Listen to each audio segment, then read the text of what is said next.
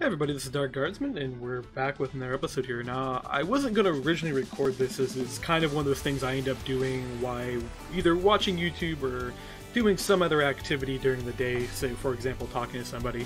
But when we actually get these 3D models in, not always do the artist actually UV map them and do stuff with them. And UV mapping on a complex model is not exactly easy. At least that's my understanding of it. It's not exactly easy. After all, take anything I say with a grain of salt, because I am not an expert on doing these. I barely know how to model. I barely know how to use Blender. But one of the things I do know how to do in Blender is actually make UV maps. So when we get these really big models, they have a lot of geometry to them. They're very, very complicated. And generally, they don't end up producing UV maps. Now, for those who don't know what a UV map is, it's basically the texture sheet. Like when you actually go and make something. Let me go ahead and see if I can find something here. So we got the request folder here where we actually end up getting all of our models in. So let's go find ICBM. So right now I'm actually working on the silo door is what we're looking on. So if you've seen the last few episodes, this is what this is. So there's a top part of this and there is a bottom part. I'm working on the bottom part. There's also some pistons, which I haven't even bothered to look at yet because I need to get the top and bottom done before I even think about actually adding any of the small animated parts. But if we go into like the missiles, for example, this is what a UV actually, well, it's what a texture is. The UV is actually different. UV, I don't even quite remember what it stands for, but it's the process that each one of these little dots here, so if I click one of these dots, each one of these is called a vertice.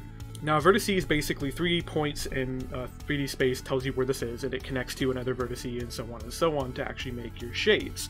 Part of the vertice is it has a normal on it, and I believe it has a normal on it. So the normal, well, no, it has a normal and UV on it. So the normal kind of tells it what direction it points in, so that way you can do your lighting and everything else, and shape. It kind of helps make the shape of it. So if you set your normal at a certain angle, you can actually make something look more round than it really is. It's a really cool trick when you're doing 3D graphics, that if you want to make a really round object, you can make the normal point off at an angle. If you want to make it look really flat, you can make a point straight out of the vertice. How this usually works, I think, is it takes all the vertices on the face and it averages it out right in the middle to figure out what direction the lighting and stuff should face. But part of this is there's a UV. Now, UV is basically just a two-dimensional coordinate on a file. So we have this texture file. This texture file looks like a mess, but this is a texture for the small missile. Now, how this works is each of these vertices has that UV, and that UV tells it where that vertice will be in this 2D file to show like where the texture is. And now when you combine all the vertices together, so for that little triangle face right there, they would take all three of these vertices and it'll map them on here and it'll go, okay, here's all the pixels here. So when we send this to the graphics card, because I have the graphics cards ends up getting this data, is we end up sending it the vertice data, the UVs, and the normals. At least I think the normals go there. I actually never have done normals for my own graphics code. I have done UVs and I have done vertices.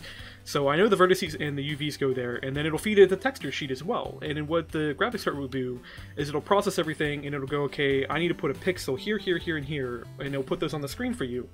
And it'll do a little bit of kind of work and stuff, make sure they're rotated correctly, and does a whole bunch of really cool tricks to make it look like you're looking at a 3D object. So when we see this 3D object, we see it as a 3D object rather than what it actually is it's actually 2D flat shape on your screen that happens to look 3D, and all the geometry in here is just data. So we end up with that stuff. But going past that, because my explanation is probably horrible, what we need to do with this guy is we need to set up the UV for it. Now, what if we would just sit here and let me go ahead and unselect everything and select everything again. I unwrapped this earlier, and this is unwrapped UV. So when you what unwrapping means is it takes all the vertices and it turns them into that 2D sheet for you. Unwrapping, you can think of it like if you took and made yourself a box out of paper. You first started it with a 2D piece of paper, then you turned it into a 3D box, and then you unwrap it again to make it into a 2D box again. So unwrapping is we're turning a 3D shape into a 2D shape for the texture sheet. Now, unfortunately, even after spending a little bit of time on this, I still end up with this really messy UV sheet. Now, some parts are really good, because of the fact I've actually spent some time working on it and actually making it where it should unwrap properly. But you get these other parts down here, like if I come down here and zoom over here, is that we get this mess here. I don't know what that is, and if I handed that to a texture artist, you'd be like, what are you handing me? That's a mess there. But then you get the parts where I actually have spent some time in working on, like here's the top surface. Look how nicely that unwraps when you spend some time with it. Really nice, beautiful shape there. And then you get over here, you get this nice, beautiful cylinder shape here. And then this, I believe, is the interior, maybe? No, this is the interior bottom. So that's the bottom right there. And I believe this is that top piece, so...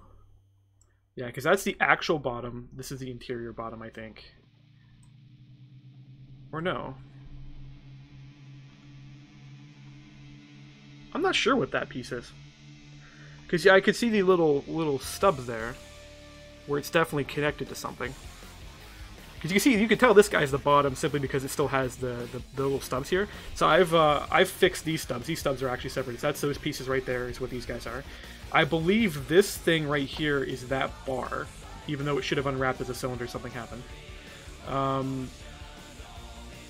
This is definitely the top, because I can see the hole there, so hole there, and it's just unwrapped really messily. So I'm going to show you guys kind of, if you ever want to do this yourself. So even if you guys don't know how to 3D model, say you downloaded a model off of TurboSquid or something, or some other website, and you got a decent looking model, and you're like, I can use that for a modern Minecraft, I can use it for some kind of game, but I need to get a texture for it because it didn't come with a texture, but it's not set up for texturing.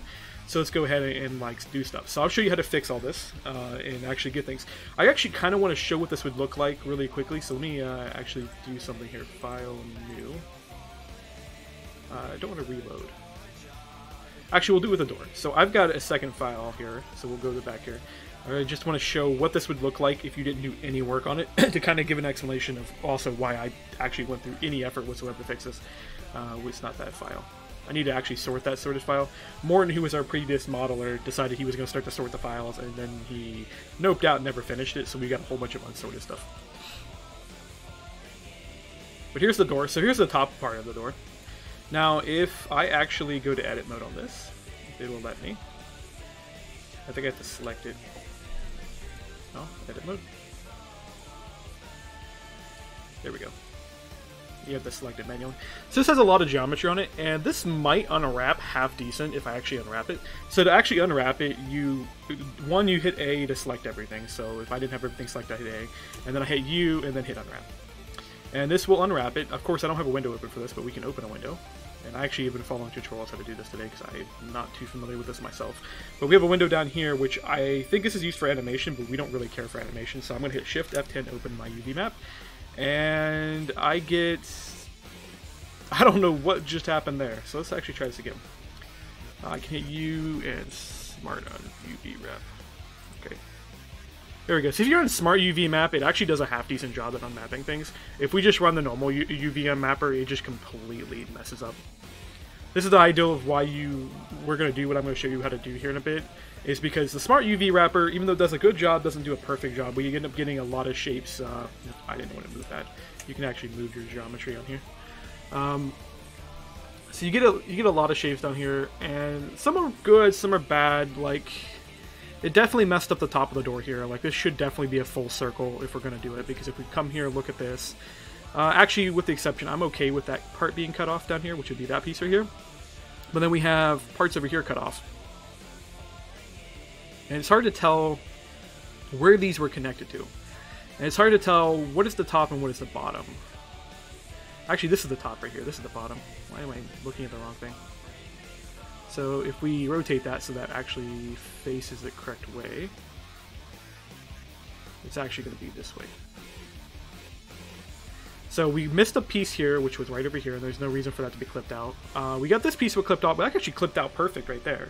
So that's actually okay with the way that ended up looking as. But we missed some pieces over here, which got clipped out.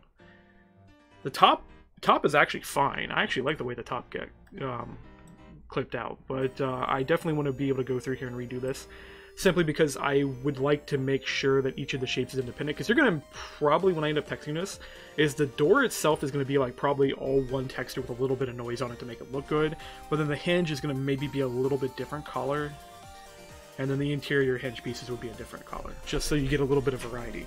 But then the rest of it would probably be a different thing, and I might put a scorch mark on the bottom. I don't know, I haven't got to the point where I'm texturing this. But that shows you how that looks, and of course, why we're going to do what we're doing. Now, what we are doing is we're going to mark seams. Now, what a seam is It's really just a smart way of saying I'm going to end up having some kind of cut here at some point. And these are marked with a red, so I've actually went through and I've marked quite a few seams already. So I've told it, okay, when you go to unwrap this cylinder, here's where you need to start unwrapping, and then you need to unwrap and not clip to any of these components around here, and that makes sure that those are all unclipped properly, and you end up with the parts we saw down on the sheet down there. But unfortunately, we do have to go through here, and we got to mark a lot more of them. For example, I got to finish doing all the bottom pieces. I actually got only halfway through doing these. I haven't unwrapped it again, so the one sheet you did see earlier for this model is not the latest version of this, because this is a little bit of a slow process. It's more slow because I haven't found a good method to do this quicker. I know for sure there is a faster way to do this. Like, I know there's probably some plugins I could download for Blender that would make my life easier. I know the biggest problem I have right now is I still haven't gotten used to the camera controls, because you have to hold shift middle mouse button to move your camera, and then middle mouse button to rotate it, which is just not working for me, because I also have to hit shift and then right click to select these little nodes, and then control E mark seam to actually mark a seam. So yeah, a little bit of a tedious process. So for those who didn't catch that, by the way, control E is what you actually end up doing to mark the seam. And it brings up a menu, so it's not actually marking the seam for you when you click that key, so it's not a hotkey for that. I believe there is actually a hotkey that I could probably learn to make this process faster. I don't foresee myself doing this enough. What I actually hit there? Whatever I hit just selected all of those for me. Let's see if I can do that again. I'm not sure what I hit. I'm gonna have to figure that one out. Oh, I think I know what it did. I think if you control and hit control again, yeah, it'll wrap all the way around. That is really cool. So if you hit control multiple times, or hit control and then hit point again on the other side, it'll loop wrap all the way around. Now that is a useful technique, because then that means that we can save a little bit of time. So control E again, and then hit this button called mark seam. If you make a mistake, hit clear seam. I don't know what the rest of these do in here, but it's probably, you can probably guess what these do. Let's actually make sure that actually marked all the way around. Yeah, that did a pretty good job. So that's a bit of a faster way to do that. So we've got all the bottom ones now marked. I'm going to probably just leave the interior as it is, because I don't really care if that gets unwrapped very well, because that really is just going to end up as one textured color. A lot of this interior is going to end up with one textured color. What we do need to fix, though, is a lot of these parts not unboxing properly. I just realized we even have a cylinder down there.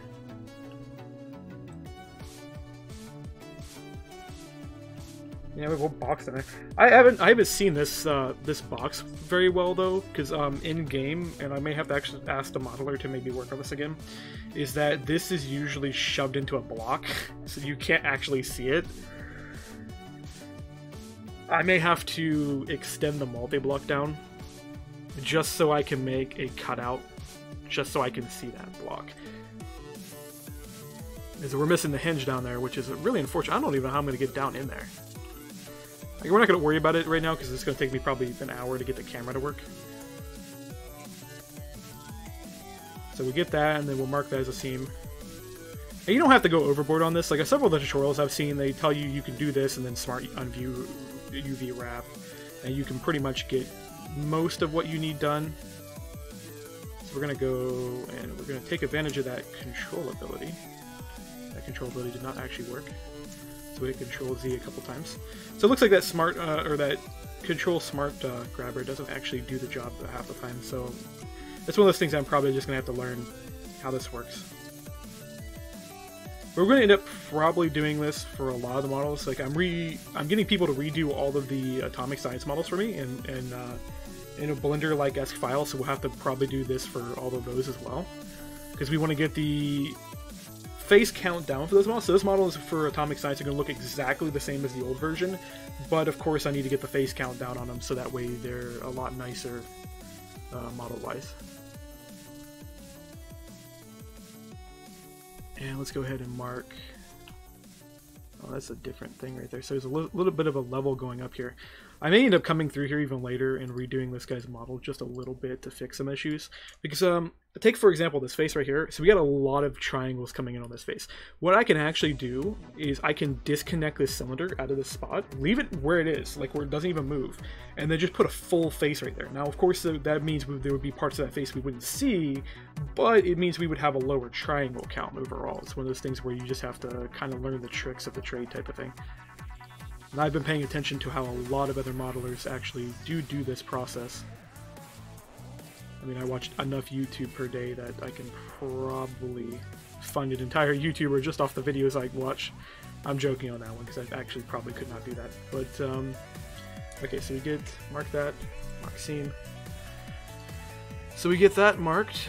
It looks like I may have mistakenly marked a seam I didn't want to mark. I'm not too worried about that. Let's see if I can grab that. Clear seam. Must have accidentally clicked that. Control E. Clear seam. So there we go. Get actual zoomed in here. So in order to zoom in, you can use the middle mouse button. Sometimes it actually works, sometimes it doesn't. I've noticed it's a little bit weird. Particularly, it decides occasionally it just doesn't want to do anything.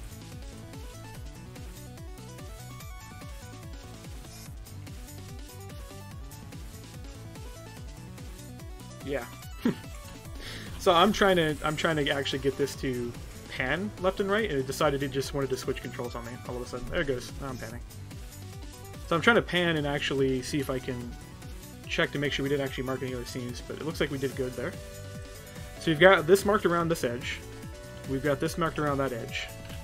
Now, I guess what we can do is just start finishing up this seam here, because I wasn't going to originally do this one, but we might as well.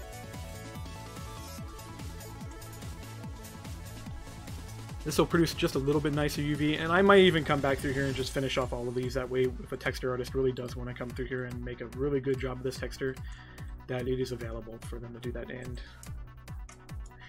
one of the problems if you accidentally hit a button when you're doing this, because you are in edit mode, and unfortunately when you're trying to do the UVs, you can actually move your models if you're not careful. Control E, mark seam. So that should, in theory, produce a really good UV map. Now this middle part here is going to be a little warped, but it'll at least be disconnected from this back half here. And the bottom half should be disconnected, so let's go ahead and hit A to select everything, U. Let's do Smart UV Project and see what happens. There we go. That's a really acceptable model there. It did, however, take and move my other part. Let's see what would happen if I hit U again. We'll go up this window and just normal unwrap. That works too. So we get, this is the big main cylinder up here. And we can adjust this too. So say, for example, if I wanted to move all of this to the right here, I can do that. I can then expand this so I got more pixel depth on this part. Because this will be our actual texture sheet. If I export this, this will be what the texture sheet looks like. So we wouldn't have a lot of pixels to play with over on this part, but we'd have a lot more pixels on some of these parts over here. You got the holes in here, so that worked. You got all of our little nuts here. There's our box right there where the pistons go down into. That's one of our cylinders. I don't know which one of that is. I'm going to say that's the top one. And then we've got, I believe our top rim is what this one is right here. So that part, if we go up here, that would be this lip up here, is what that piece is. This right here is our inner part. So that turned out really good. I'm assuming this is our interior piece, and this jangled mesh mess is,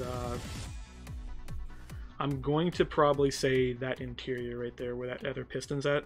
And we're just literally going to probably just take this guy, and if it lets me select it, can I select this whole thing? It won't let me select that.